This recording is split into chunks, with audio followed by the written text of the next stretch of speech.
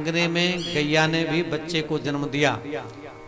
जो बच्चा बिल्कुल देव स्वरूप है, देवत्व से स्थित है, बस लंबे लंबे गाय के बछड़े की तरह, गौ की तरह कान हैं उसके, लेकिन देवतुल्य कुमार उत्पन्न हुआ गौ के माध्यम से।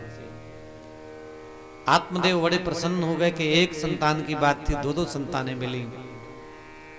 नामकरण हुआ।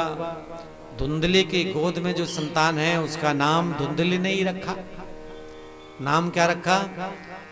धुंधकारी। क्या नाम रखा? बोलो। धुंधकारी नाम रखा। लेकिन आत्मदेव की प्रसन्नता से और इच्छा से गौ माता ने जिस पुत्र को जन्म दिया था उसका नाम रखा, क्या रखा? गोकर्ण। क्या नाम रखा? आत्मदेव के दो संतानें हो गई। अब एक है गोकर्ण और एक धुंधकारी। और आत्मदेव की पत्नी का नाम क्या है? धुंधली। याद रखना, अगली बार जब हम आएंगे तो पूछेंगे ये, इसलिए याद करते चलो साथ में। हम आपको निवेदन करें, बड़े प्रसन्न हैं आत्मदेव। धीरे धीरे समय बीतता चला गया, बच्चे बड़े होने लगे। कथा में वर्णन है, गोकर्ण पंडितो ज्ञानी धुंधकारी महाखलः। गोकर्ण तो महान पंडित ज्ञाता भगवान का भक्त हुआ, क्योंकि ऋषि के आशीर्वाद का फल है ये, इसलिए। लेकिन दूसरी ओर जो धुंधकारी महाखलः, ये खल हुआ है, गलत संगति, गलत आचार विचार, गलत खान पान, भोजन आदि सब कुछ गलत हो गया। और आपको बता दें, पिता के बिल्कुल उलट चलता। आत्मदेव तो बहुत भजन भाव वाले थे, लेकिन धुंधली जो थी वो भजन भाव वाली नहीं थी। तो धुंधली ने ही ज्यादा लाड़ दुलार किया इसको, तो खुद जो दैत्य भाव, राक्षसी भाव उसके भीतर था वो बच्चे में डाल दिया। हम आपको निवेदन करें, धुंधली का अर्थ होता है धुंधमयी बुद्धि, मतलब अज्ञानता से ग्रसित बुद्धि, अधार्मिक जो बुद्धि है उसे धुंधली कहते हैं। अज्ञता की बुद्धि धुंधली कहलाती है। और अज्ञानता किसको पोषण देती है? क्लेश को पोषण देती है। धुंधकारी का अर्थ हुआ क्लेश स्वरूप जो है, दुखदाई चेतना। तो बड़ा दुखदाई हुआ है, उलट कर्म करने लगा, भक्षा भक्ष खाने लगा। और निवेदन करें,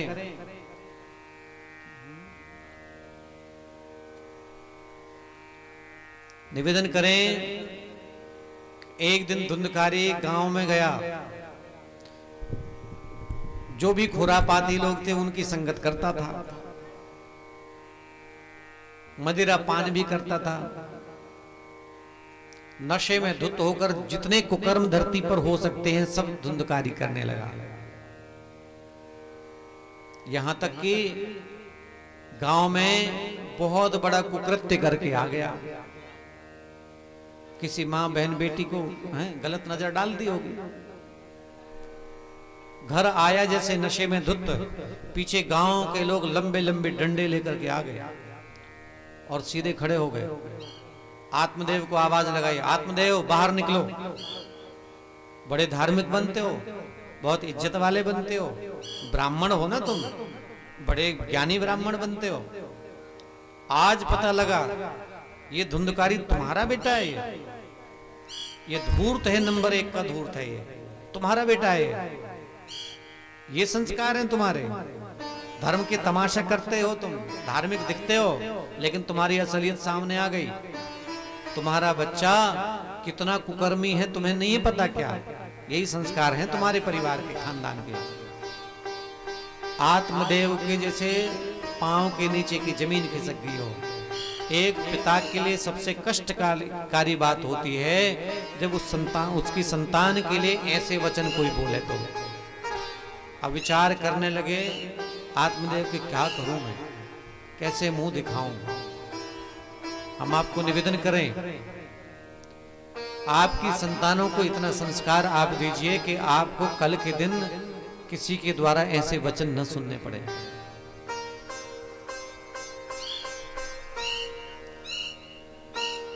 आत्मदेव हाथ जोड़कर क्षमा मांगता है कि पहले बताओ क्या किया इसने। फिर बताया गया कि कुकर्मी है, ये कुकर्म करके आया है, आज छोड़ेंगे नहीं, बाहर निकालो इसको। क्रोध में है गांव वाले लोग। आत्मदेव ने हाथ जोड़कर सबसे क्षमा मांगी।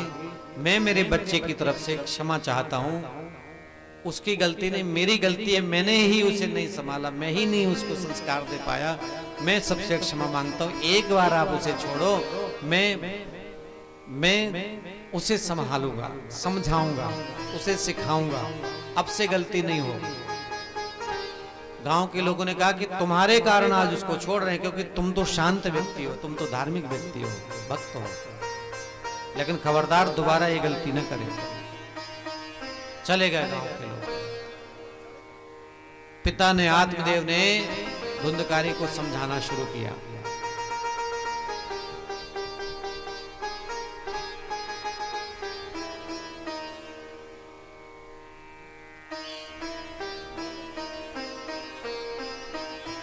आत्मदेव को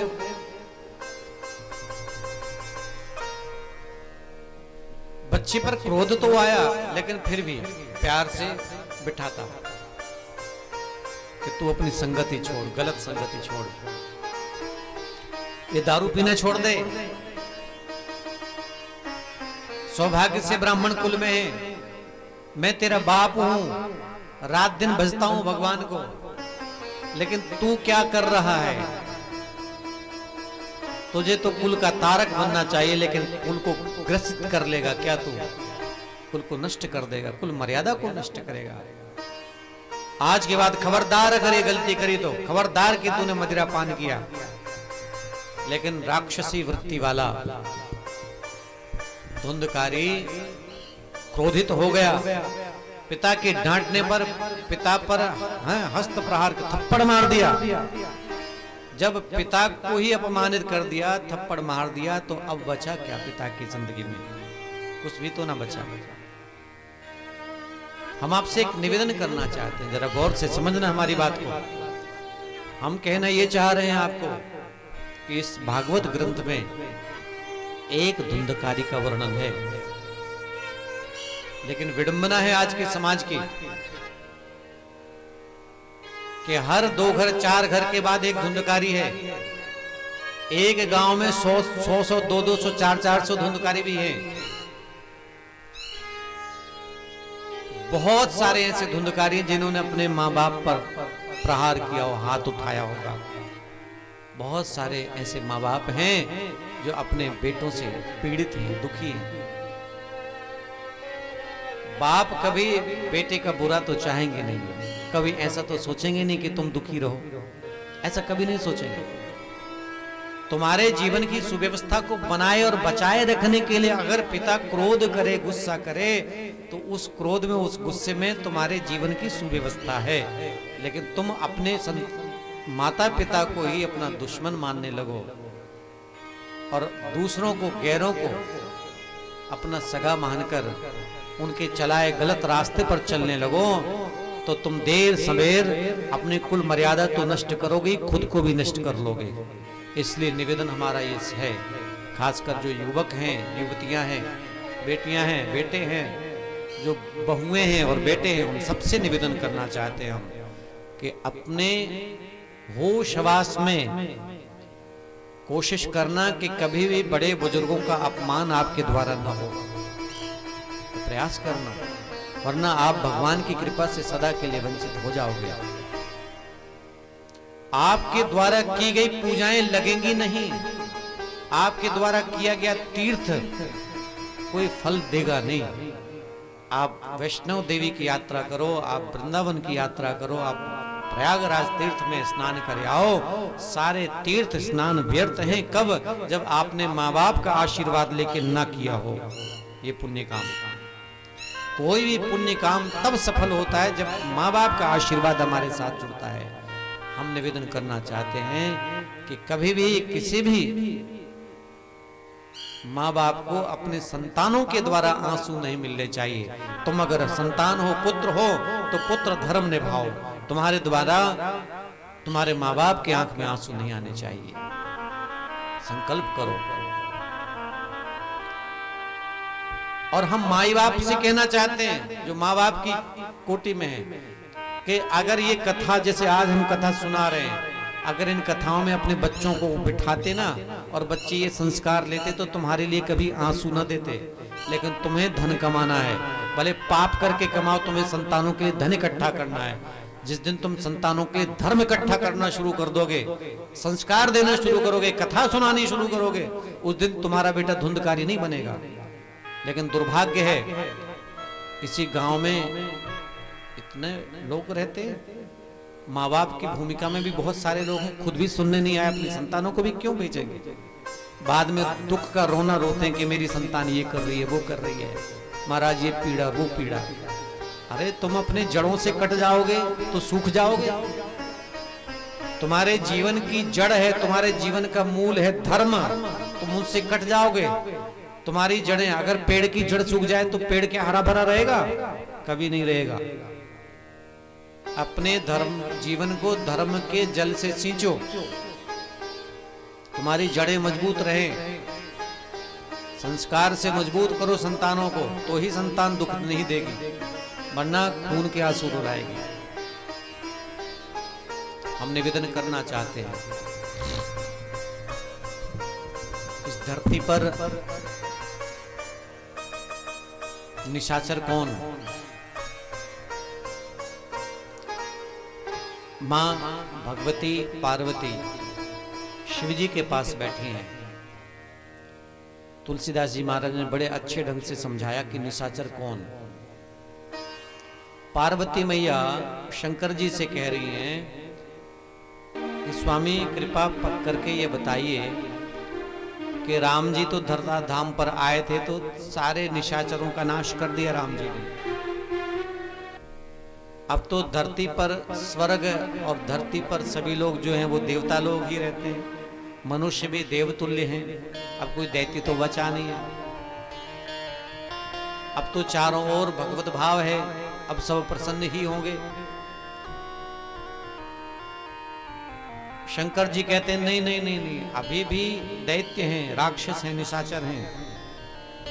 पार्वती मैया कहती है निशाचर अभी भी? हाँ। क्यों? राम जी आए तो राम जी उन्हें मार नहीं पाए क्या? शंकर जी कहते हैं कि राम जी मार तो सकते थे, लेकिन राम जी को संदेह ही नहीं हुआ कि यहां निशाचर है और ये निशाचर है। पार्वती के मन में कौतूहल जागा, पूछने लगे अच्छा राम जी भी नहीं पहचान पाए निशाचर को, वो निशाचर छुपा रहा, तो उसकी क्या पहचान है, कैसे जाने कि वो निशाचर?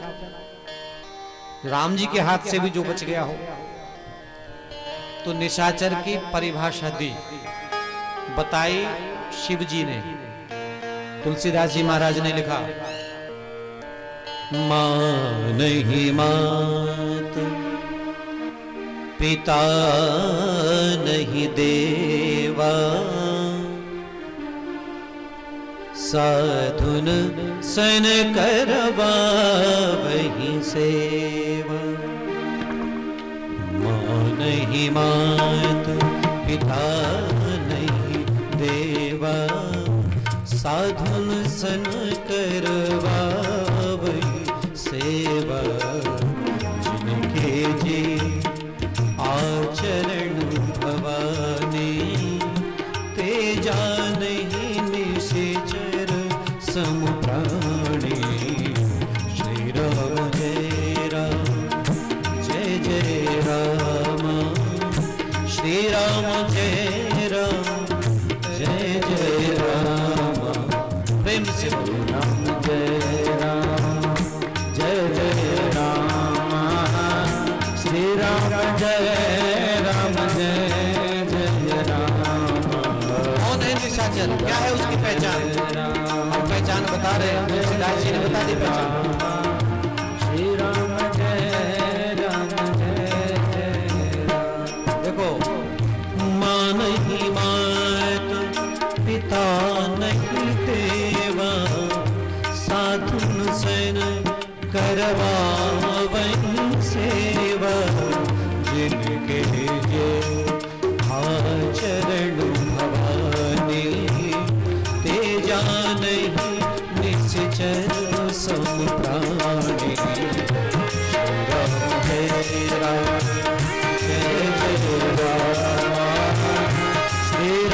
जय राम जय जय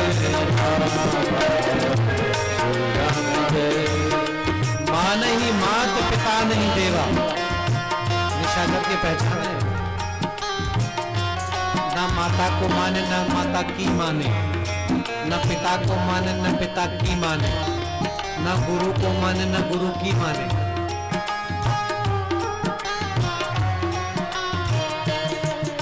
जिनकी सेवा करनी चाहिए सेवा तो करनी नहीं, उनसे सेवा कराने का जो भाव रखते।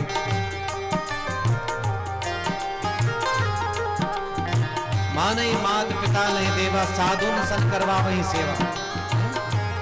साधु की सेवा करनी चाहिए लेकिन नहीं करवावे जो। जिनके जे आचरण भवानी ते जाने निशिचर संप्राणी। हे भवानी उनको तुम निशाचर मानो, राक्षस दैत्य है वो। हम आपको निवेदन करना चाहते हैं, भगवान ने हमें मनुष्य जीवन दिया है तो मनुष्यता का जो धर्म है वो तो निभाएं। तुम मंदिर में विराजमान मूर्ति को मानना बाद में भले मानना, लेकिन पहले तो तुम्हारी प्रकट मूर्ति है तुम्हारे पिता, तुम्हारी प्रत्यक्ष मूर्ति है भगवती की, वो है तुम्हारी जन्मदात्री माँ। तुम उनके आशीर्वाद से वंचित होकर मंदिर की मूर्ति से आशीर्वाद नहीं पा सकते हो। मंदिर में सबके लिए भगवान हो सकते हैं, लेकिन उसके लिए भगवान नहीं है मंदिर में। जो अपने माँ बाप को खून के आंसू रुलाता हो उसके लिए तो मंदिर में पत्थर है, पत्थर की मूर्ति है, ईश्वर नहीं है। ईश्वर तो मंदिर में उन्हीं के लिए है जो अपने माँ बाप को ईश्वर तुल्य माने। हम आपको निवेदन करना चाहते हैं, यही हमारी सनातन परंपरा व्यवस्था है। अपने माता पिता को कभी भी अपमानित न करें। बड़भागी है वो पुत्र। सुन जननी सोई सुत बड़ भागी, जो पितु मातु बचन अनुरागी। श्री राम जय राम जय जय राम। प्रेम से बोलिए जय राम जय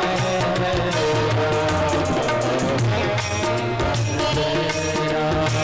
सुन जननी सोई सुत बड़ भागी, बड़ भागी है वो सुत संतान जो पितु मातु वचन अनुरागी। माता पिता के वचनों में जिसका प्रेम है, श्रद्धा है, वेद मंत्र से कम न माने माँ बाप के वचनों को, जो बड़भागी है वो पुत्र। और हम निवेदन करें, कुछ लोगों को लगेगा ये अतिशयोक्ति है। कुछ लोग कहते हैं भाई माँ बाप को कैसे मान ले ऐसे। माँ बाप तो जब देखो तब डांटने लगते हैं, तब धमकाने लगते हैं, उल्टे ही सोचते हैं, उल्टे ही चलते हैं। कुछ लोग कहते हैं माँ बाप तो एक बात को 10-10 बार बोलते हैं, एक बार बोल दिया बस हो गया, 10 बार एक ही बात को दोहराते रहते हैं, कहाँ तक सुने। हम कहना चाहते हैं उन संतानों को, गौर से सुनो। जब तुम छोटे थे तो तुमने एक बात को 10 बार पूछा था तो माँ बाप ने थप्पड़ नहीं लगाया तुम्हें, बल्कि प्यार से तुम्हारी जिज्ञासा शांत करी, तुम्हें उत्तर दिया। तुम बार बार बुचबुची करते थे ना बचपन में, माँ बाप गुस्सा नहीं करते थे बल्कि लाड़ प्यार करते थे, अच्छा लगता था उनको। जब तुम्हारे बचपन में बुचबुची सुनी है माँ बाप ने, तो बड़े में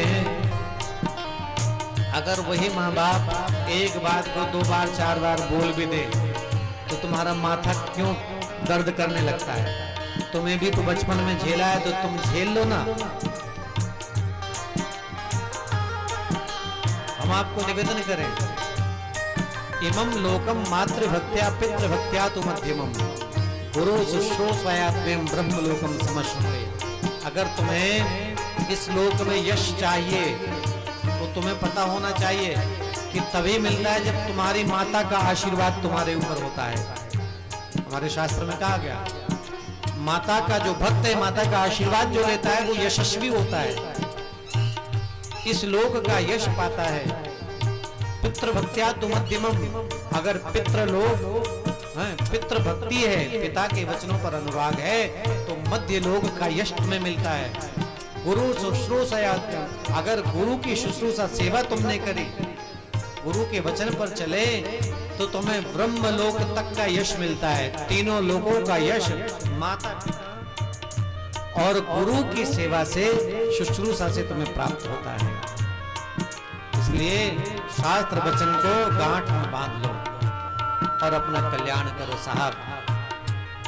निवेदन कर दे, जिसके माँ बाप आंसू बहा रहे होते ना संतानों के कारण, संतानों का सुख, चैन, शांति उनकी आंसुओं में बह जाती है। और ध्यान रखना, तुम आज भले उनके बेटे हो, लेकिन कल के दिन तुम्हारे बेटे भी आएंगे। और जो व्यवहार तुम माँ बाप के साथ करोगे, तुम बिल्कुल विचार करना कि तुम्हारे साथ वही कुछ होने वाला है और तुम कैसे झेल पाओगे।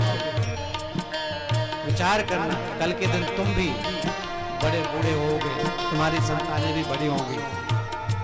वही करना तुम अपने माँ बाप के साथ, जो तुम स्वयं झेल सको अपने लिए। क्योंकि संसार एक ऐसी घाटी है कि जो आवाज तुम देते हो, लौटकर वही आवाज तुम्हारे कानों में लौट कर आती है। जो तुम पाना चाहते हो, तुम वही दो संसार को, वरना कहीं बाद में पीड़ा झेलनी पड़ेगी। प्रेम से हम कहना चाहते हैं, बड़ भाग्य वो संतान जो माता पिता के वचनों में अनुराग रखते हैं। मातु पिता गुरु के वाणी,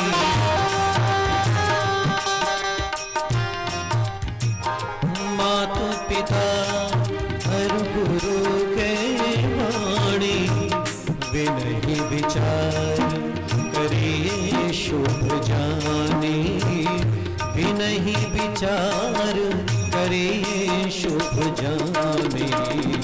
श्री राम जय राम जय राम, श्री राम जय राम जय जय राम,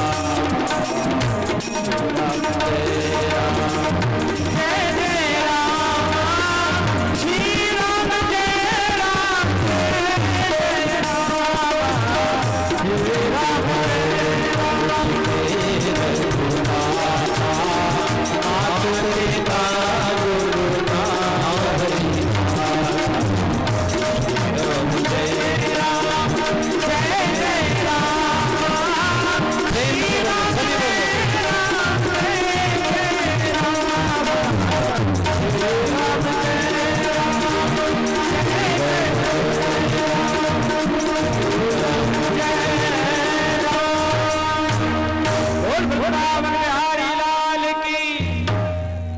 माता पिता का आशीष लीजिए, आपको भगवान का आशीर्वाद मिलना आरंभ हो जाएगा।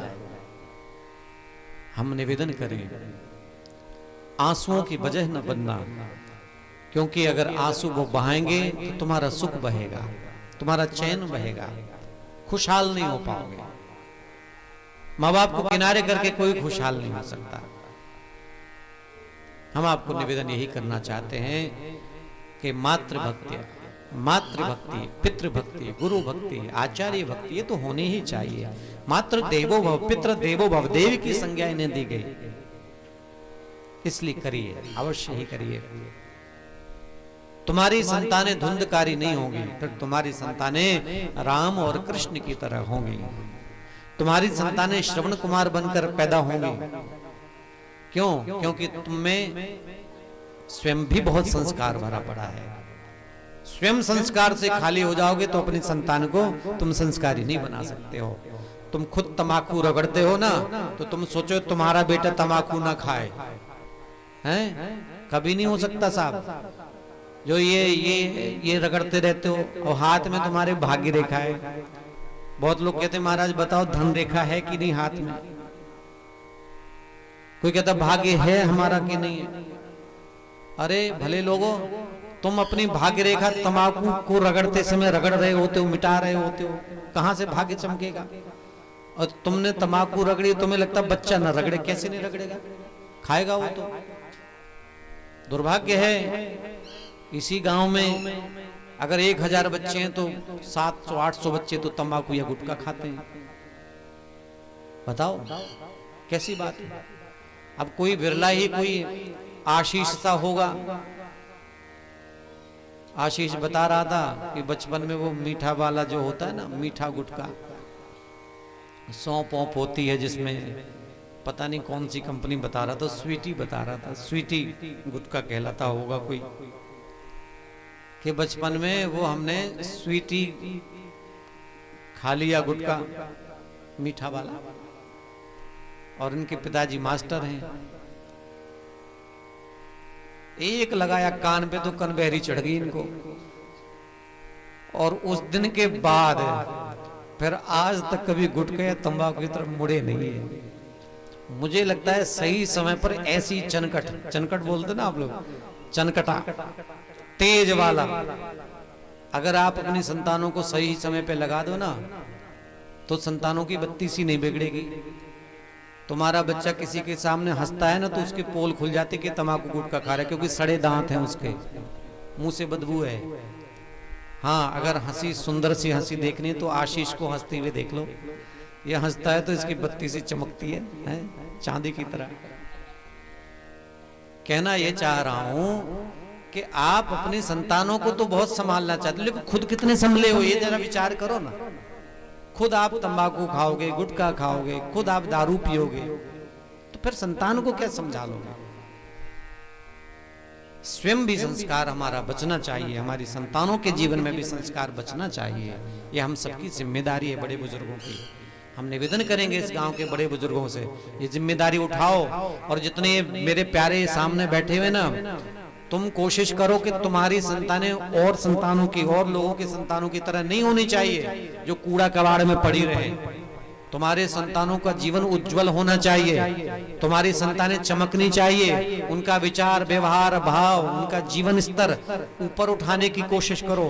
बढ़िया से शिक्षा दो, दीक्षा दो, ज्ञान दो, अच्छी समझ दो, हैं, अच्छा सत्संग दो। अच्छी संगति दोगे ना तो तुम्हारे आने वाली पीढ़ी समझ जाएगी। तुम्हारे पास धन कम हो चलेगा, लेकिन तुम्हारे पास अगर धर्म है, तुम्हारी संतानें संस्कारी हैं, तो तुम इस धरती के, इस गांव के सबसे अमीर हो, समझ लो। और मैं चाहता हूं कि तुम सब लोग अमीर बनो। बनना चाहोगे कि नहीं? अरे हाँ तो बोल दो जोर से। एक दो लोगों ने हाँ बोला बस, हैं? हम आपको निवेदन करें, इस गांव को ऐसा बनाओ कि ये गांव आसपास के गांव के लिए उदाहरण बने। दूसरे गांव के, इस गांव की चर्चा करें कि अगर जीवन हो तो बेरखेरी गांव की तरह। ऐसा तुम्हारा व्यवहार, विचार, ऐसी तुम्हारी छवि व्यक्तिगत तौर पर बननी चाहिए। हम तो ये चाहते हैं, इसलिए हम इस गांव में दोबारा आए हैं। हमें उम्मीद है, मैं ये नहीं कहता कि पूरा गांव एक तरफ से एक ही बार में सुधर जाएगा, लेकिन हमको बहुत उम्मीद तुम में दिखाई देती है, सब में। पता है क्यों दिखाई देती है? क्योंकि मूलतः आप लोग गलत नहीं हो। वो तो गलत संगति पाके कुछ दोष दुर्गुण आ गए हैं तो बात अलग है। अगर आपको सत्संगति मिल जाएगी तो झटके में सुधरने की क्षमता है आपके भीतर, वो मैं देख पा रहा हूं। जो आपके भीतर सरलता, सहजता अभी भी है ना, इस बात की सूचना दे रही है सहजता कि तुम्हारे भीतर एक देवता भी है। बस उस देवता को प्रकट होने की जरूरत है। जिस दिन प्रकट हो जाएगा उस दिन तुम स्वयं कूड़ा कबाड़ से दूर हो जाओगे, तुम्हारी संतानें भी दूर हो जाएंगी। तुम फिर किसी नशे में, किसी उलट सीधे कर्म में, भक्षा भक्ष में नहीं पड़ोगे। और मैं तो निवेदन करूंगा, भगवान से प्रार्थना करूंगा कि यहाँ पर विराजमान जितने लोग हैं, सबके जीवन का दुरित, कलमश, दोष, दुर्गुण सब दूर होने चाहिए, मिटने चाहिए। सब दिव्यात्मा हैं, बहुत दिव्य पुरुष बनकर, दिव्य मानव बनकर इस धरती पर रहो। सौभाग्य से मनुष्य बने हो तो अपने मनुष्यता की चमक जरूर बरकरार रखना। रखोगे कि नहीं? अरे हाउ तो बोल दो, ऐसे हाउ बोलत रहो भैया। हम आपको निवेदन करें, धुंधकारी ने पिता को प्रहार कर दिया, थप्पड़ मार दिया। अब क्या करे पिता? बचा क्या इसके पास? सब कुछ लुट गया। किसी बाप के पास फिर कुछ नहीं बचता, जीने की भी इच्छा नहीं बचती। किसके लिए जिए? कीर्तिर यस्य सजीवति, वही जीने की इच्छा रखता है, वही जीता है असल में जिसकी कीर्ति होती है। लेकिन अगर अपकीर्ति हो जाए, समाज के 4 लोग आप पर उंगली उठाने लग जाएं, आपकी संतानों पे उंगली उठाने लग जाएं, आपको लगेगा किसको मुंह दिखाएं, कहां जाएं। हम आपको निवेदन करें, आत्मदेव को लगा कि अब मुंह नहीं दिखाना चाहिए इस गांव में, और धुंधकारी को तो अब नहीं समझाएंगे, अब कोई ज्ञान की बात नहीं कहेंगे, अब सही दिशा में आने के लिए नहीं कहेंगे इसको। अपनी पीड़ा लेकर दूसरे पुत्र मतलब गोकर्ण के पास गए, तो गोकर्ण के सम्मुख जब गए, अपनी पीड़ा सब कह सुनाई। गोकर्ण मतलब जो गौ माता से उत्पन्न पुत्र थे वो गोकर्ण है। तब गोकर्ण ने अपने पिताजी को कुछ ज्ञान की बात विशेष कही है। गोकर्ण गीता के नाम से प्रसिद्ध है ये ज्ञान, प्रेम से आप श्रवण करिए। देहे अस्ति मांस रुधिरे अभिमतिं त्यजत्वं जाया सुता दुष्षदा ममतां विमुञ्च पश्यानि जगद्गं क्षणभङ्गनिष्ठं वैराग्यरागरसिको भवभक्तिनिष्ठा धर्मं भजस्य सततं त्यज लोकधर्मान् सेवास्य साधुपुरुषान् जहि कामतृष्णा अन्यस्य दोषगुणचिन्तनमासु मुक्त्वा सेवा तथा रसमहो नितरां पिबतो सेवा तथा रसमहो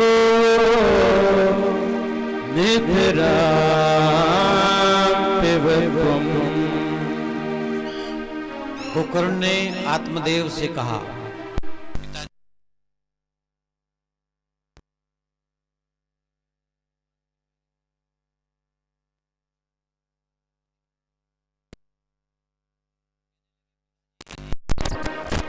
एक बार विचार करो।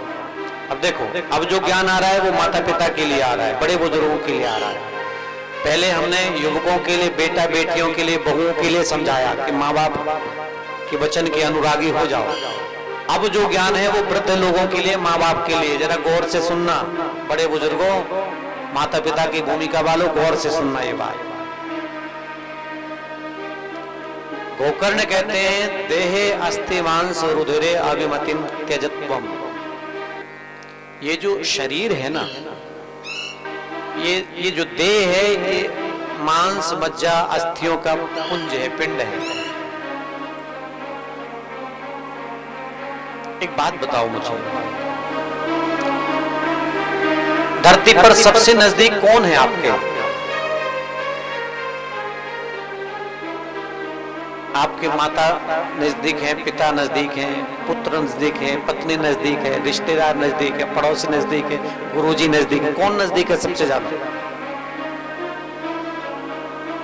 इन सबसे भी ज्यादा कौन नजदीक है? इन सबसे भी ज्यादा तुम्हारे सबसे ज्यादा नजदीक है तुम्हारा शरीर। उससे निकट कोई है क्या? तुम्हारे शरीर से निकट कोई नहीं है भगवान के अलावा। अच्छा, इस शरीर को तुमने खूब खिलाया, समय पे खिलाया, खूब पिलाया है। हमने सुना बेलखेरी में बहुत दूध होता है, हर घर में दूध बहुत होता है। 8-8, 10-10 गाय और भैंसे सबके घरों में खूब है। दूध, घी, लस्सी, मक्खन, मलाई, नैन शरीर को, इस शरीर को खूब सजाया संवारा, खूब क्रीम पाउडर सब कुछ है, मल मल के लगाया। अच्छे वस्त्र पहनाए, धूप छांव से बचाया शरीर को, गर्मी न लगे हैं, उसके लिए तुम कूलर, पंखा, एसी सब कुछ रखो, अच्छा सा घर हो ताकि शरीर को आराम मिले, अच्छा सा पलंग हो, अच्छी सी चारपाई हो, अच्छा सा बिस्तर हो। तुमने सब कुछ तो किया। जिस शरीर को बिगड़ गया भैया, जिस शरीर को तुमने इतना संभाला, सजाया, खिलाया पिलाया, हर धूप छांव से बचाया, क्या ये सच नहीं है कि एक समय आता है कि जब आपका शरीर ही धोखेबाज निकलता है? क्या ये सच नहीं है कि जब वृद्धावस्था आई, धोखा दे दिया?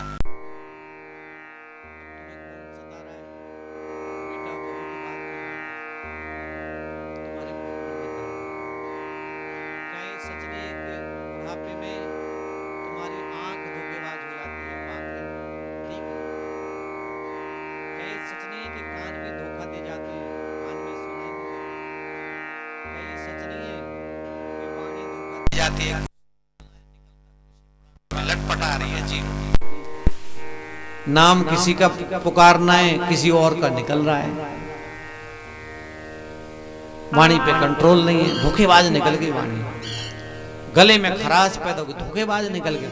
और तो दिल धोखेबाज निकल गया है, हार्ट की प्रॉब्लम हो गई, दिल की बीमारी हो गई है,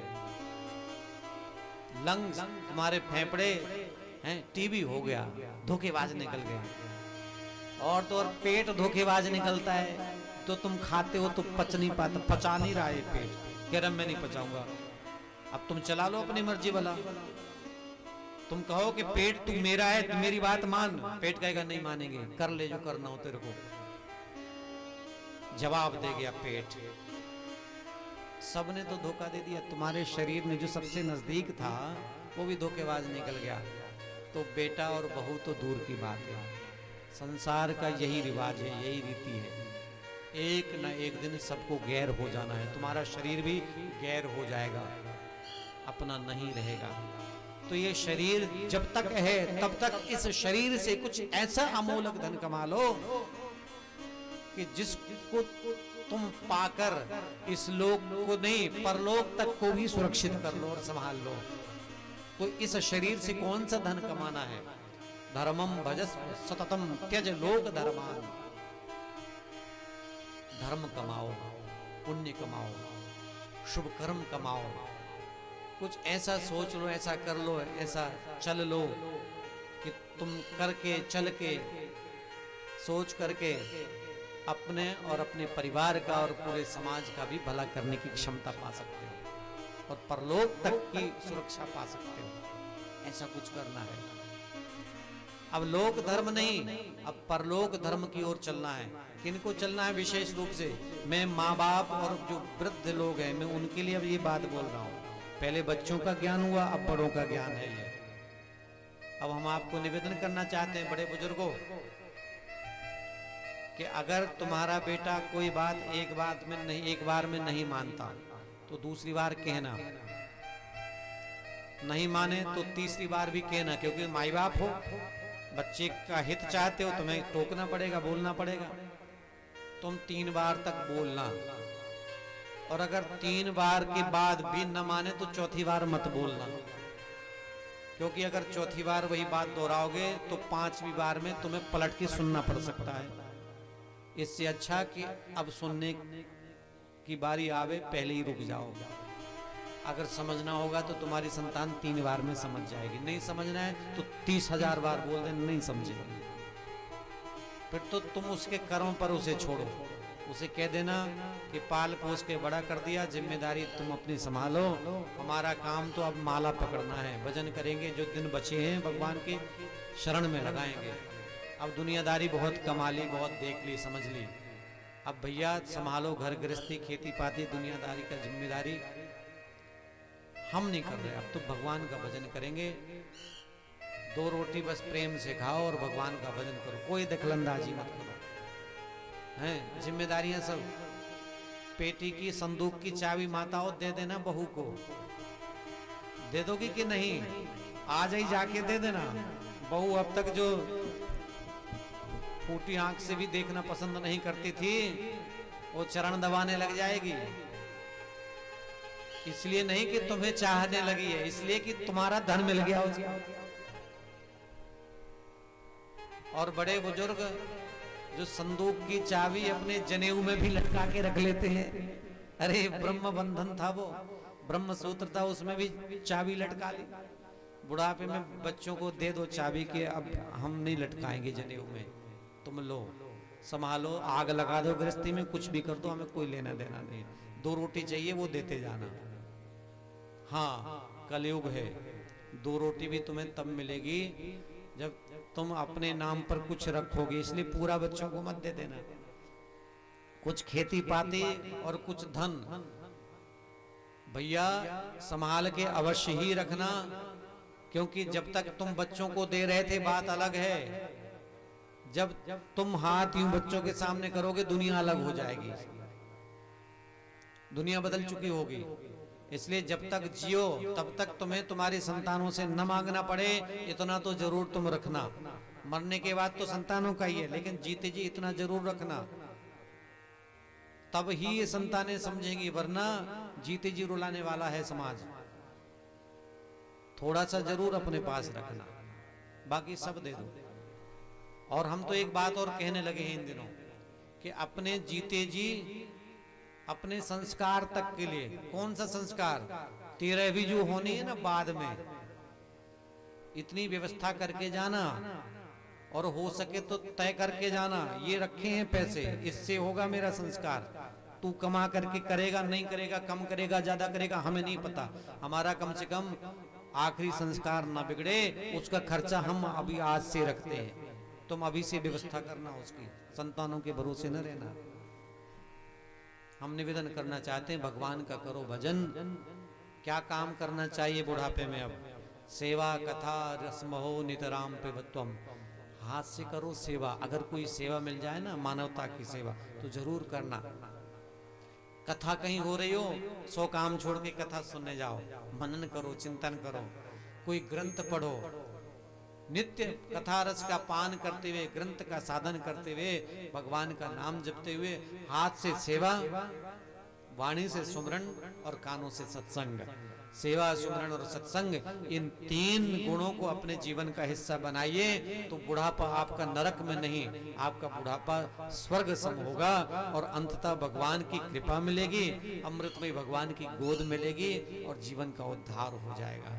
इसलिए हम कहेंगे कि अब दुनियादारी में नहीं, अब जब अवस्था से ऊपर हो गए हो, तो इस अवस्था में अब भगवान के होने के लिए प्रयास करो, भजन करो। कितना भजन करना चाहिए?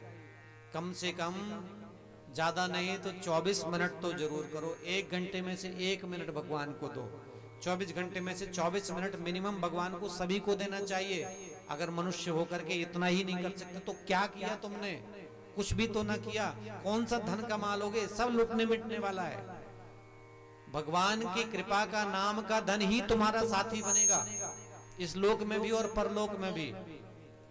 जिसके पास भगवान के नाम का धन नहीं है ना, कृपा का धन नहीं, वही धरती में ज्यादा दुखी होता है, वही ज्यादा समस्याओं से घिरा होता है।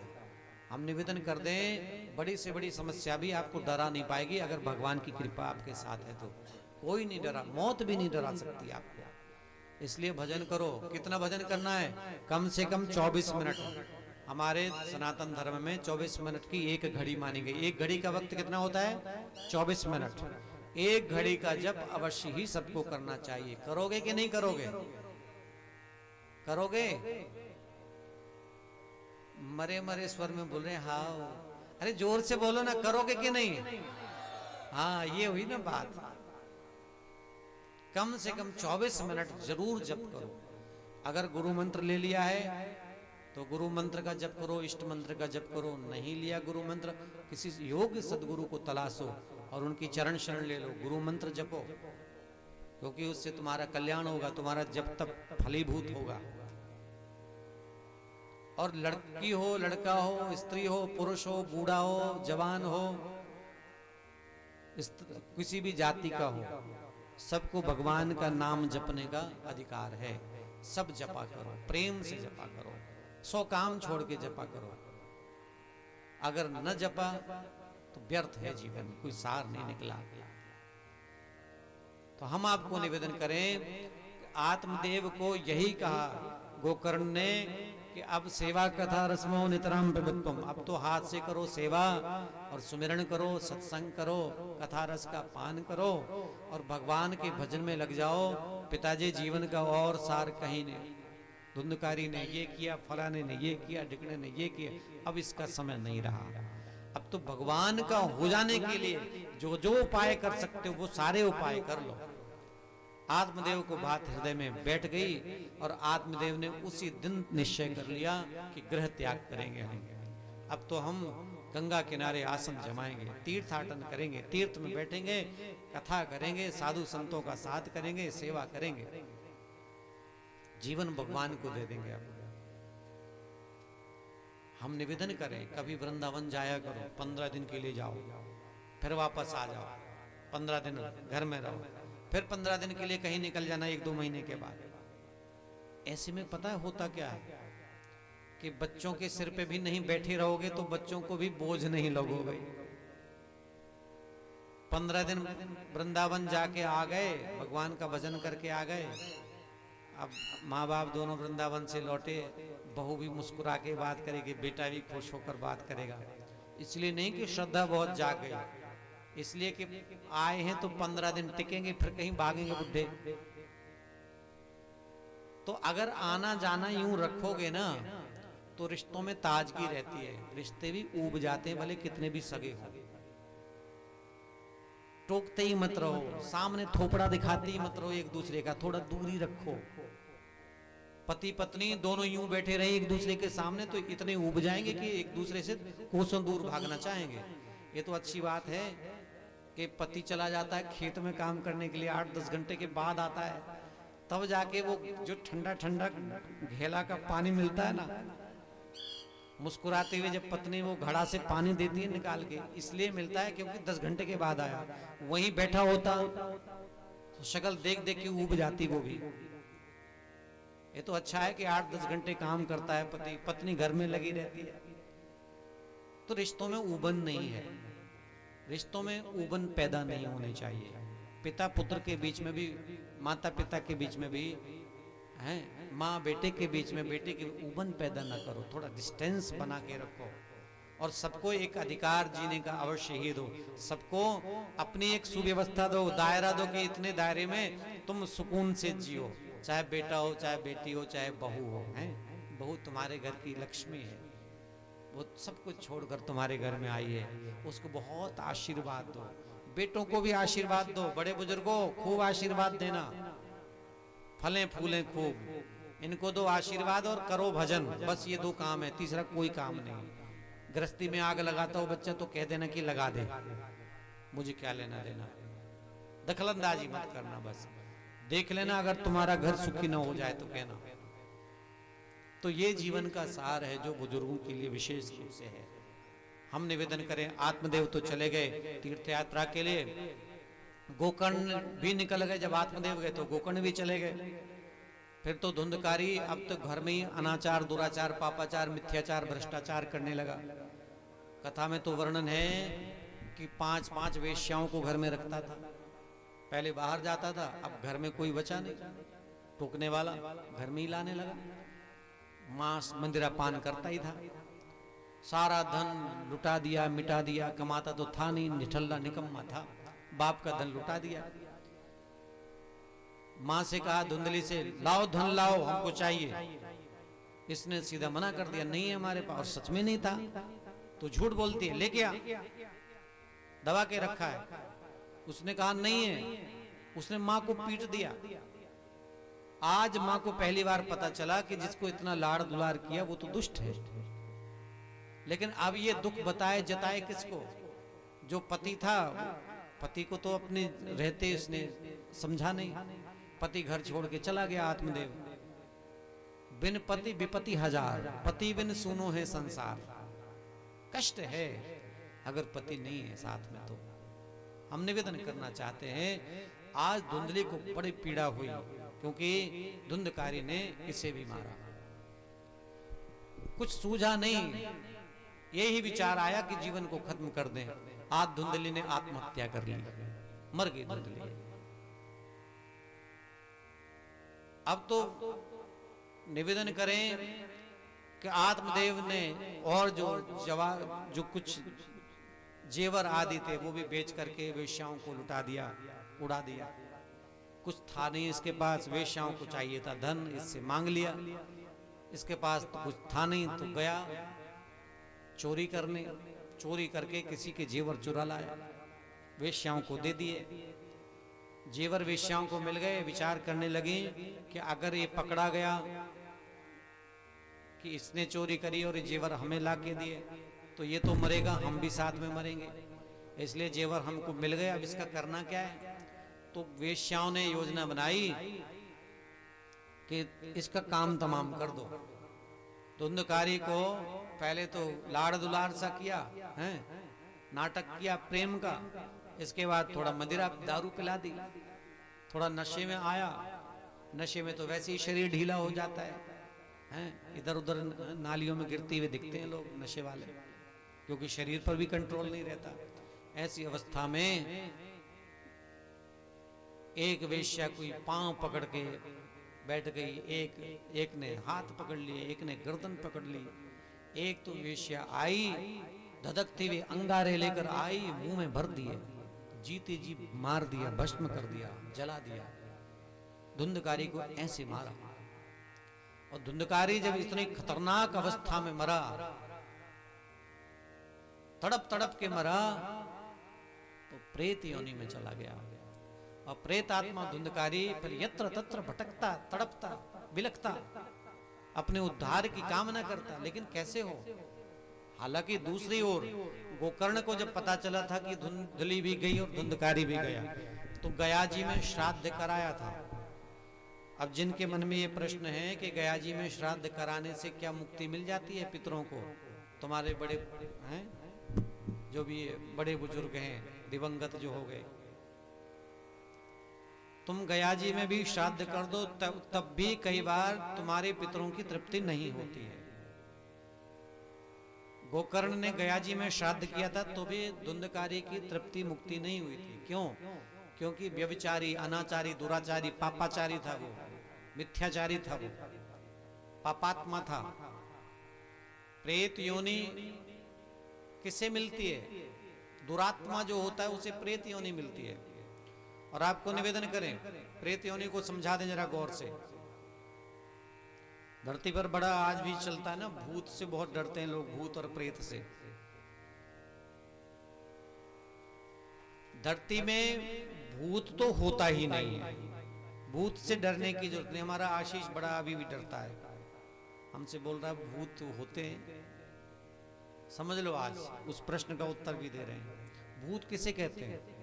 निष्प्राण शरीर को भूत कहते हैं। मतलब जब सांस निकल जाए और जो डेड बॉडी पड़ी होती ना, मृत शरीर, उसको, जो मिट्टी है उसको भूत कहा जाता है।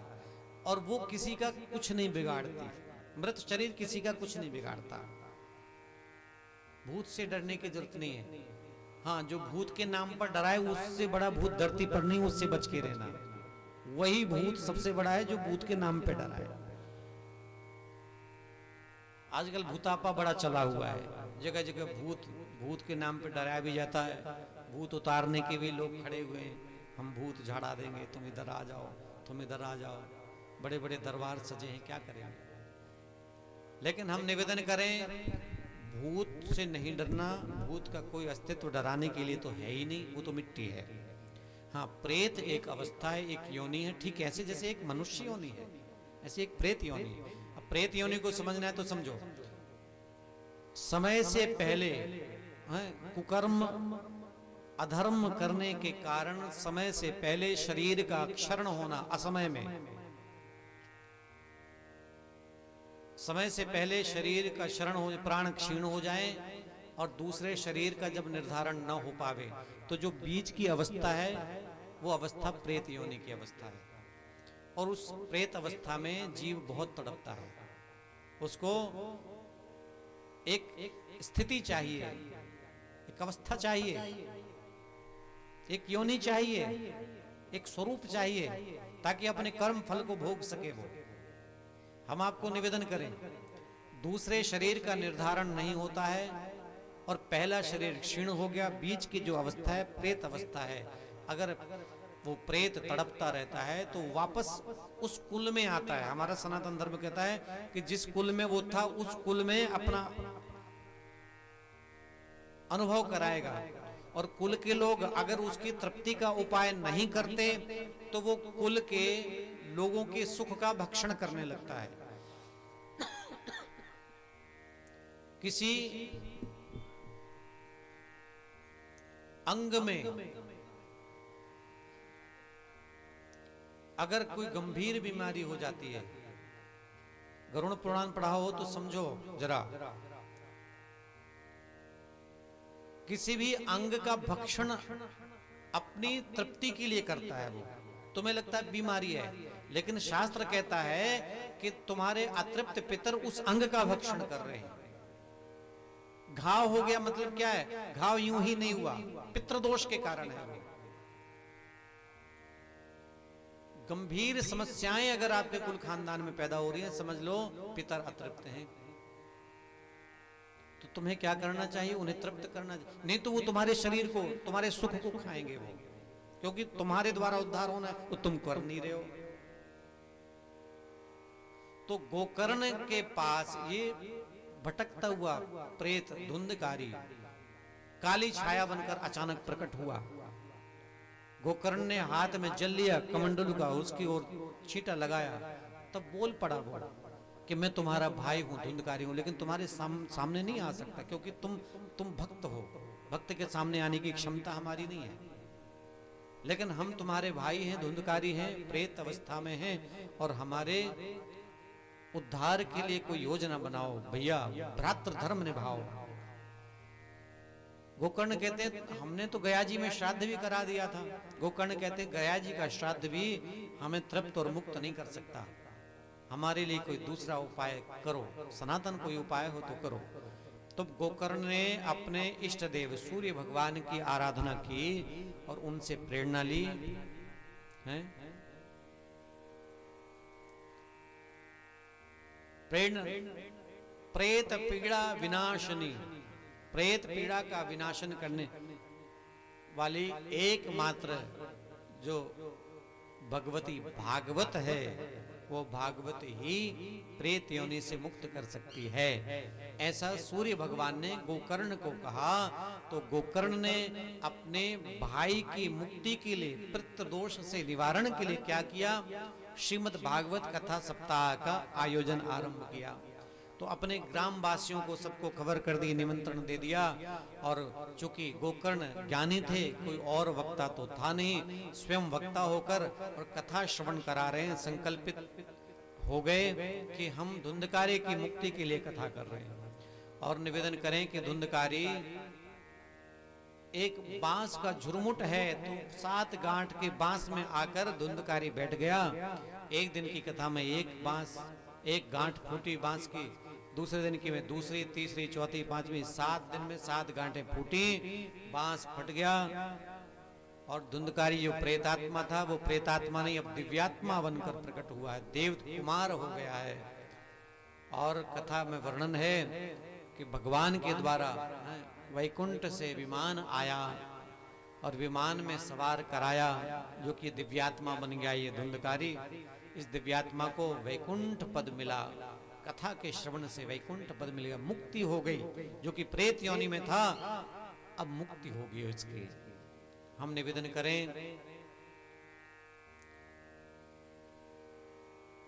भागवत कथा आपके पितरों को तृप्त करती है, पितृदोष का निवारण करती है। पितृदोष के लक्षण हैं, मैंने पहले बताया, दोबारा दोहरा दूं, कथा को विश्राम दे रहा हूं ये बात कहते हुए। अगर निसंतान कोई है या संतान है तो नालायक हो जाए, गलत दिशा में, गलत राह में, कुल के विरुद्ध चले, मर्यादा के विरुद्ध, परंपरा के विरुद्ध चले तो, धर्म के विरुद्ध हो जाए तो, पितृदोष है तो ऐसी संतान होती है। अगर असमय में मृत्यु हो जाए और अगर पितृदोष सघन हो जाता है ना, तो कच्ची मौतों का सिलसिला बढ़ता है कुल खानदानों में। तो हम आपको निवेदन करें कि अगर ऐसी कोई अवस्था व्यवस्था दुर्भाग्य से है तो इसको यहीं रोक दो कि अगली पीढ़ी तो सुरक्षित रहे। तो उसके लिए क्या करना चाहिए? भूत झाड़ने के लिए दुनिया भर में मत भटको, सनातन उपाय करो। सनातन उपाय क्या है कि आपको पूरे विधि विधान से, सनातन वैदिक रीति से भागवत ग्रंथ का पारायण कराना चाहिए, 18,000 श्लोकों का पाठ कराना चाहिए। जैसे गोकर्ण ने कथा करी, ऐसे ही आपको अपने पितरों की तृप्ति के लिए कथा करानी चाहिए। तो उससे क्या होगा कि जो अब तक कच्ची मौतें भी हुई, कुछ भी हो गया, वो तो हो लिया, अब अगली पीढ़ी में ऐसी घटनाएं नहीं घटेंगी। तो उसके लिए उपाय करो जरूर, ठीक है, तुम्हारी अगली पीढ़ी सुरक्षित हो जाए। हाँ, गहन पितृदोष है, अगर कई कच्ची मौतें हुई हों तो कई बार, एक बार दो बार के सत्कर्म से बात नहीं बनती, बार बार आपको दवाई खानी पड़ेगी। बार बार आप सत्कर्म करिए, एक ही कथा कर लो नहीं, कई बार 2 कथा 4 कथा भी करो तो करो, समाधान करो जीवन का और अगली पीढ़ी को, बच्चों को सुरक्षित करो। यही उपाय है सुखी होने का। हम आपको निवेदन करें कि प्रेतात्मा दिव्यात्मा बन गया और भगवान की कृपा को प्राप्त हो गया, आपके पितर भी तृप्त हों और आप सुखी हों, इसके लिए कथा का आश्रय अवश्य लीजिए। ये कथा सबके लिए है। धन्या भागवती वार्ता प्रेत पीड़ा विनाशिनी। धन्य है ये भागवत की कथा जो प्रेत पीड़ा का नाश करती है। अवश्य ही आप अपने जीवन में इस कथा का आश्रय लीजिए, अपने कुल खानदान में अवश्य ही ये कथा कराना। जीवन में नहीं करा पाओ, नहीं है हिम्मत, तो यहाँ पुराण पोथी के सामने इन्हीं 7 दिनों में कभी भी हाथ जोड़कर कहना कि हे माँ भगवती, हे भागवत मैया, हमें इतनी शक्ति देना, इतना सामर्थ्य देना, इतना धन देना कि कभी ना कभी तुम्हारी सेवा हम 7 दिन के लिए कर पाए।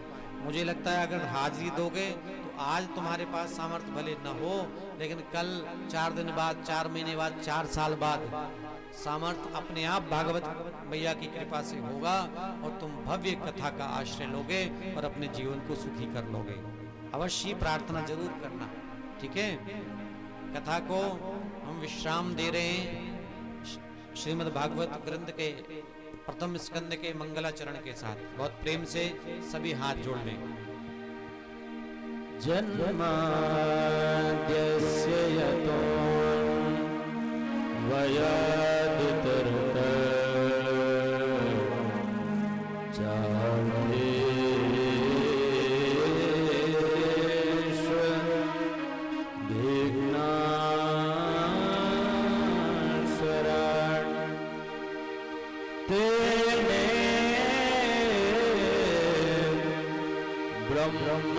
ब्रह्मरुद्राय आदिकवये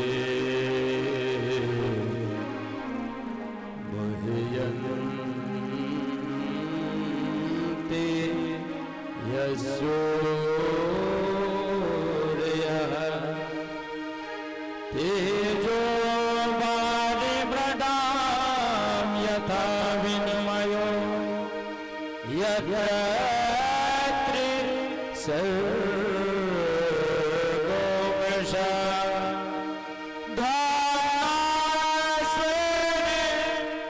सदा निरस्तकुहिगं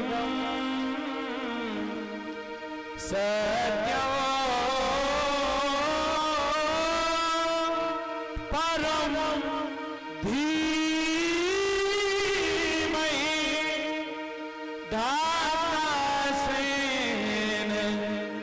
सदा निरस्तकुहिगं सत्यं परं धीमहि।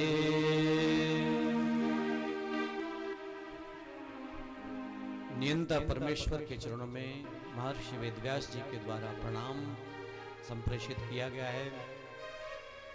ऐसे नियंता परमेश्वर जो जन्म आदि के कारण है, जिनकी कृपा से, जिनकी इच्छा मात्र से सृष्टि का आरंभ हुआ, जीव जगत का उद्भव हुआ, जिनकी कृपा मात्र से सृष्टि का पालन हो रहा है और जिनके प्रकृति के तन जाने से सृष्टि का विसर्जन हो जाता है, प्रलय आ जाती है, ऐसे कर्ता धर्ता संगर्ता शक्ति ब्रह्मा विष्णु महेश स्वरूप भगवान को हम प्रणाम करते हैं। और बल्कि यूं कहें कि ब्रह्म तो ब्रह्मा विष्णु महेश जिससे उद्भूत होते हैं वो ब्रह्म है। मतलब यूं कहें कि एक ही वो तीन रूपों में कार्य करता है। ब्रह्म तीन रूपों में कार्य करता है, ब्रह्मा विष्णु और महेश के रूप में। जिनको बुद्धि पकड़ नहीं पाती है, मन की गति जहां तक नहीं है, हम यूं कहें राम अतर्क बुद्धि मन वाणी। वाणी जिसके बारे में बहुत कुछ कहे फिर भी बहुत कुछ अनकहा रह जाता है, उसके बारे में पूरा कोई नहीं कह पाया। इसलिए तो रोज नई नई व्याख्याएं होती हैं ब्रह्म की, शास्त्रों की। कुछ अनकहा फिर भी रहता है। मन बुद्धि से परे, वाणी से परे, विचार से परे। ईशोपनिषद का मंत्र है तदे जति तन्ने जति तद्दूरे तद्वंतिके तदंतरस्य सर्वस्य तत्सर्वास्यास्य बाह्यतः तदे जति तन्ने जति। वो चलता है, गति करता है, लेकिन सच है कि वो अचल है, नहीं चलता। अचल है वो, अविचल है वो। लेकिन जो भी गति संसार में दिखाई दे रही है, जितने भी चलते हुए प्राणी जीव दिखाई दे रहे हैं, ये गति उस एक के कारण है, उसके कारण ही सक्रियता है। वही चल रहा है अलग अलग रूपों में, लेकिन सच है कि वो अचल है, चलता भी है और वो अचल भी है। तदे जति तन्ने जति तद्दूरे तद्वंतिके, वो बहुत दूर भी है। इतना दूर है कि मन बुद्धि इंद्रियां, तुम्हारा शरीर, तुम्हारे प्राण, तुम्हारे हाथ पांव वहां नहीं पहुंच सकते, बहुत दूर है वो। लेकिन ये भी सत्य है तद्वंतिके, वो सबसे ज्यादा निकट है। उससे ज्यादा निकट तो कोई है ही नहीं। सबसे निकट केवल और केवल ईश्वर है। लेकिन सबसे दूर भी अगर कोई है तो ईश्वर ही है। तद्दूरे तद्वंदी तदंतरस्य सर्वस्य, वो सबके अंदर भी है। तो सबके अंदर है तो बाहर कौन है? तत्सर्वास्यास्य बाह्यता, सबके बाहर भी वही है। अगर भीतर है तो बाहर भी वही है। अगर बहुत दूर है वो तो सबसे पास भी वही है। चलता भी है तो सच है कि अचल है वो, अविचल है वो। गीता के 13वें अध्याय में समझाया गया, ज्योतिषाम अपि तज्ज्योतिस्तमसः परमुच्यते। ज्योतियों का ज्योति है वो, तमस से परे बहुत ऊंचा है, ऊपर है वो। ज्ञानम ज्ञेयम ज्ञानगम्यम, वही ज्ञान है। ज्ञेय भी वही है, जानने योग्य भी वही है।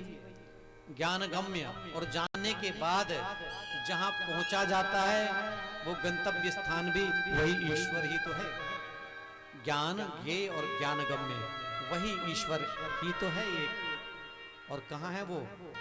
ज्ञानम ज्ञेयम ज्ञानगम्यम गम्यम हृदय सर्वस्य विष्टम, सबके हृदय में ही तो बसा हुआ है। हर घट मेरा साइया खाली घट न कोई, बलहारी बा घट की जिस घट पर घट होए। सब घट में वही है, बस बलहारी है उस घट की जिस घट में वो प्रकट रूप में आ गया है। अब प्रकट रूप में परमेश्वर तो सब और व्याप्त है, लेकिन प्रकट रूप में किसी प्यारी चेतना के सम्मुख ही प्रस्तुत होते हैं भगवान। हम अपने कर्म से, विचार से, भाव से, क्रिया से, विधान से, सनातन विधि से, गुरु कृपा से ऐसा कुछ उद्योग, कुछ परिश्रम करें कि हमारे जीवन में भगवत्ता प्रकट हो जाए। वो भगवान अप्रकट रूप में तो है, लेकिन अपने जीवन में उसे प्रकट कर लेना है। तो जिस विधि से वो प्रकट हो, वो विधि गुरुओं के चरणों में बैठो, जानो और उस विधि को स्वीकार कर खुद भगवत्ता से ओतप्रोत हो जाओ। यही जीवन का एकमात्र उद्देश्य है। बाकी जिंदगी तो यूं ही जा रही है भैया। ऐसा कुछ विचार करो कि भगवान आपका हो जाए और आप भगवान के हो जाओ। सबसे सगा रिश्तेदार भगवान ही है। बस इस बात को लक्ष्य करके जीवन को आगे चलाते रहिए, बढ़ाते रहिए। भगवान आप सब पर खूब खूब कृपा करे। इन शब्दों के साथ वाणी को आज ही विश्राम देते हैं। आइए एक छोटा सा भजन आपको सुनाता हूँ। हम एक बात और कह रहे हैं। कथा का द्वितीय दिवस संपन्न हुआ। द्वितीय दिवस संपन्न हुआ।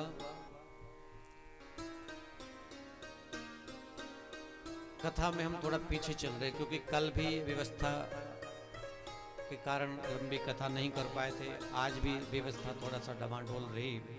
आप लोग भी क्या करो, थोड़ा मौसम भी इस तरह का है चुनौती वाला, तो अपनी तरह से, अपनी तरफ से तो बहुत प्रयास कर रहे हैं कि बढ़िया से बढ़िया हो। लेकिन चलिए 2 दिन तो अपने निकल लिए। कल से हम सबका ये प्रयास रहे, आप लोगों का प्रयास सबका रहे कि ठीक समय से पहले आप 5 मिनट पहले यहाँ पहुँच जाओ। कितने लोग आ जाएंगे बताइए मुझे, हाथ खड़ा करिए। समय से 5 मिनट पहले कौन आएगा? हाँ, सभी ने हाथ खड़े कर दिए, 1-2 ने छोड़ करके हैं। बिल्कुल, आप लोग समय से 5 मिनट पहले आइए और समय है 4:30 बजे का, ठीक है? और मैं ठीक 4:30 बजे यहाँ पर आ जाऊँगा। हम इसलिए कहना चाह रहे हैं क्योंकि देखो सब लोग घर गृहस्थी वाले। अब ऐसे तो है नहीं कि आप सब साधु लोग हैं कि घर गृहस्थी पीछे है ही नहीं, हैं?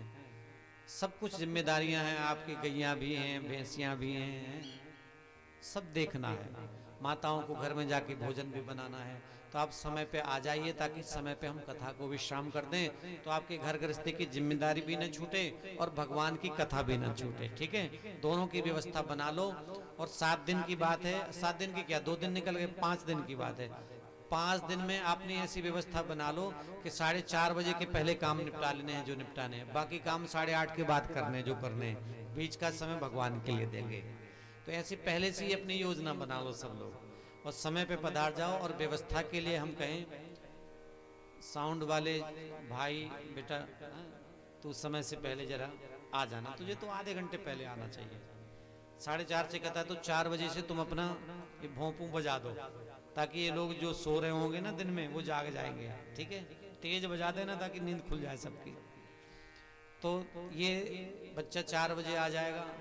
रही बात अगर लाइट नहीं हो तो अपना जनरेटर वगैरह बिल्कुल 4 बजे हमें जनरेटर की तैयारी नहीं करनी है।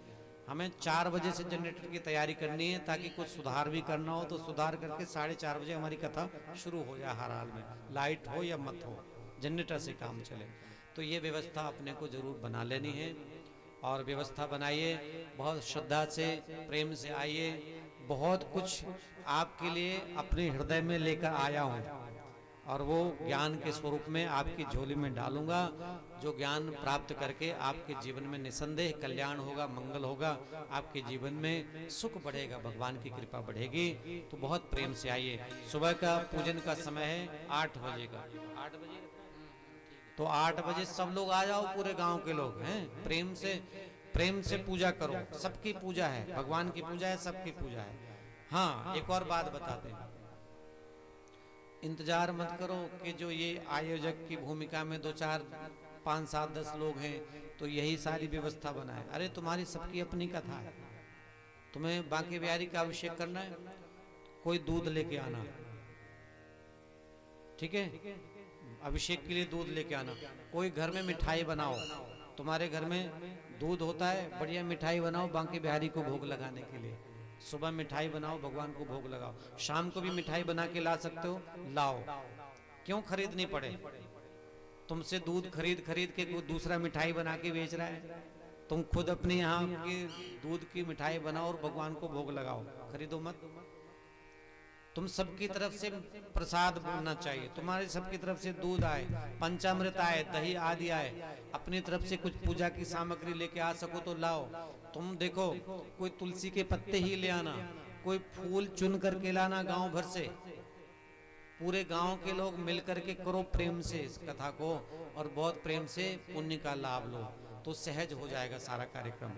अब जैसे कल का प्रसाद बंटना है, तो अपने आप बोलो, घोषणा कर दो, आज मैं मेरी तरफ से प्रसाद करूंगा, ठीक है? पर आज किसी की तरफ से होगा, कितना प्रसाद लग जाएगा? कुछ ही पैसों का लगना है। अपने अपनी तरफ से प्रसाद 5 दिन का बचा है, प्रसाद की घोषणा कर लो, लिखवा दो नाम, पहले से बता दो कि मेरी तरफ से प्रसाद होगा, तो ऐसी सारी व्यवस्था बन जाएगी, ठीक है? कल समय पे पधारो। आओ छोटा सा एक भजन कर लें और सब खड़े हो जाओ, आगे आ जाओ आरती के लिए।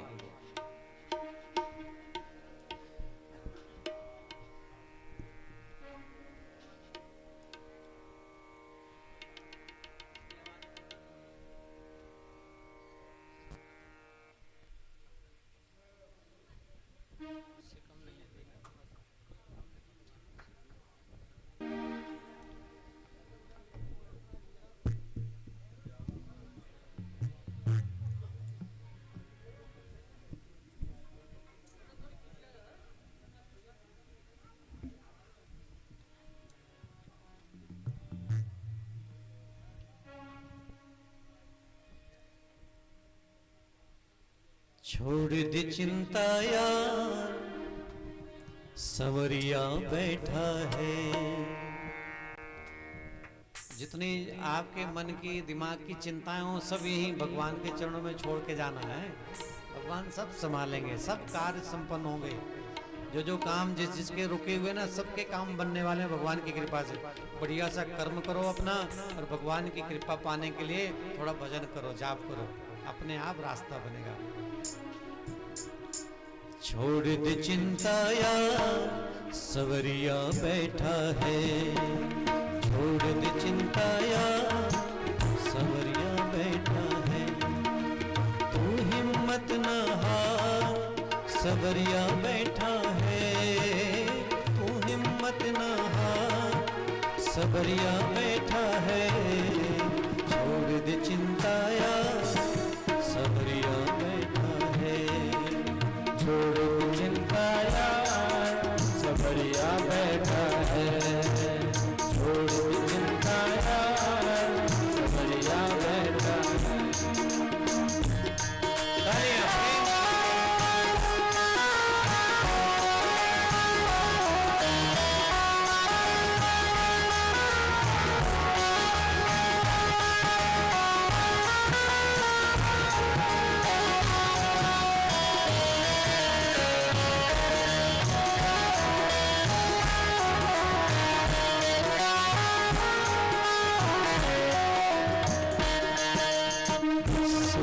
दुख है जीवन की छाया, इस पे किसी का जोर नहीं।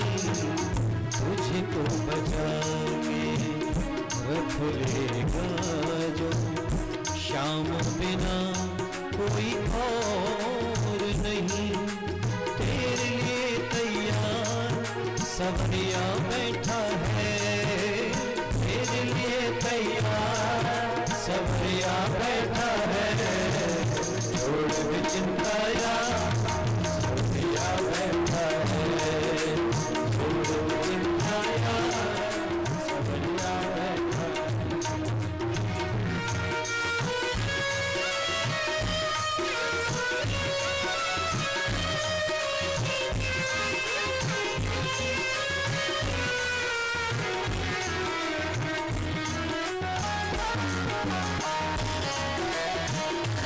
सरकार की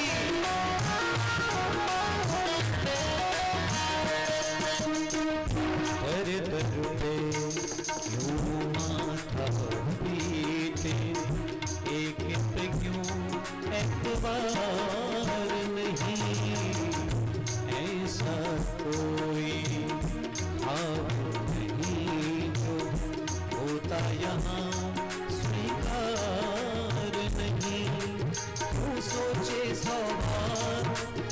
सवरिया बैठा है, वो सोचे सौ बार। सवरिया बैठा है, छोड़ दे चिंता यार। सवरिया बैठा है, छोड़ दे चिंता यार। सवरिया बैठा है, छोड़ दे चिंता यार। सवरिया बैठा है।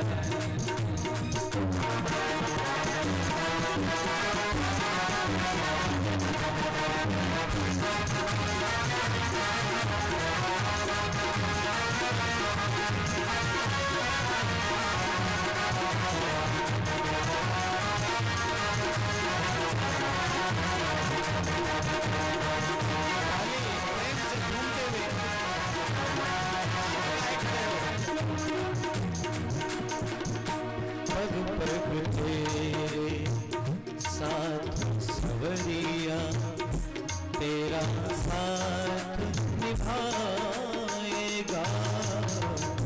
जब डोलेगी जीवन नैया, वो माझी बन जाएगा। थाम तेरी पतवार, सवरिया बैठा है। हम तेरी पतवार, सवरिया बैठा है। छोड़ दे चिंता यार, सवरिया बैठा है। छोड़ दे चिंता यार, सवरिया बैठा है। तू हिम्मत ना हार, सवरिया बैठा है। तू हिम्मत ना हार, सवरिया बैठा है।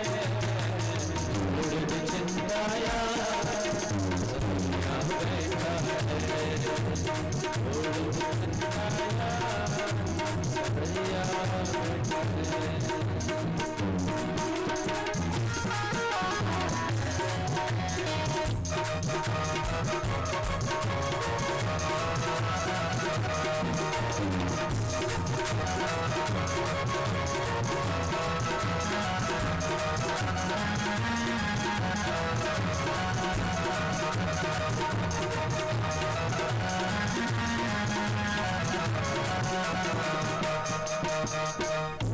थामों के उंगली श्याम के प्यारे, सीधी राह पे चलता चलो।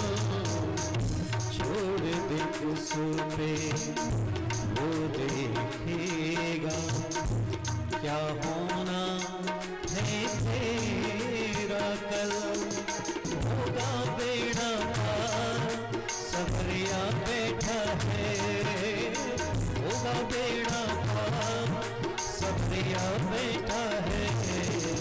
छोड़ो चिंता यार, सवरिया बैठा है। छोड़ो चिंता यार, सवरिया बैठा है। हिम्मत ना हार, सवरिया बैठा है। हिम्मत ना हार, सवरिया बैठा है।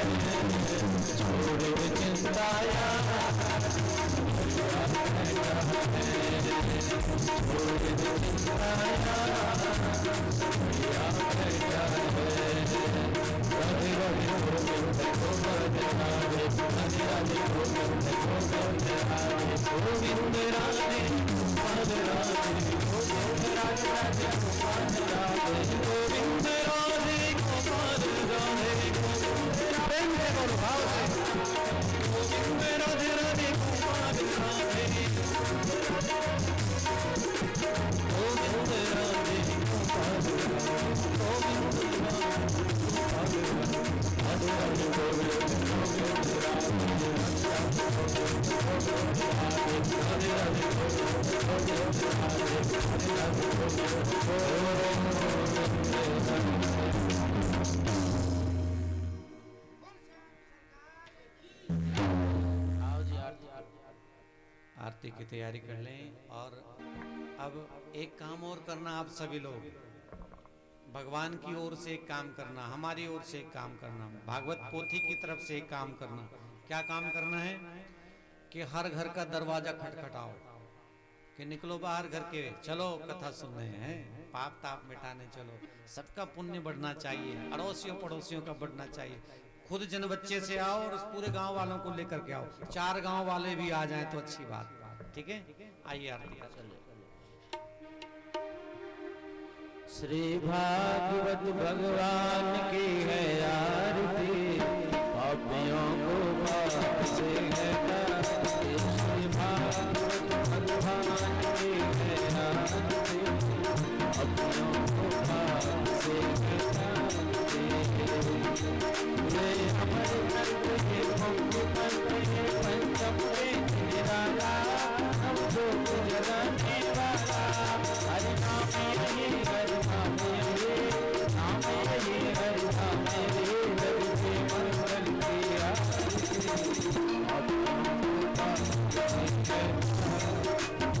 भागवत भगवान की आरती, पापियों को पाप से हटाते।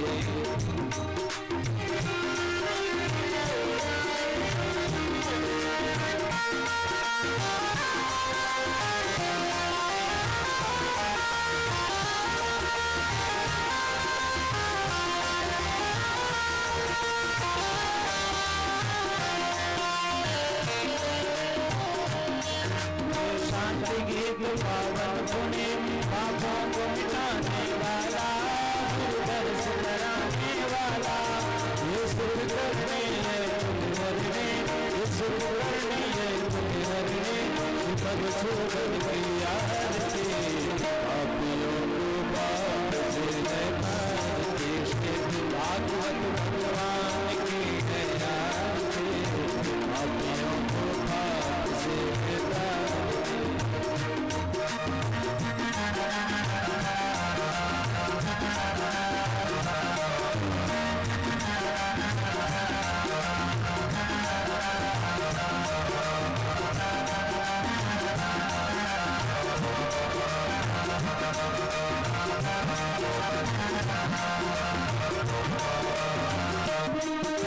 मधुर बोल सतभंत बोल, सन्मार्ग बताने वाला, विघ्न बनाने वाला।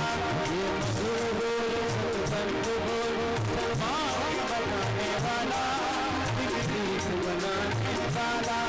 श्री राम ही घनश्याम है, राम ही घनश्याम है, प्रभु महिमा की आरती।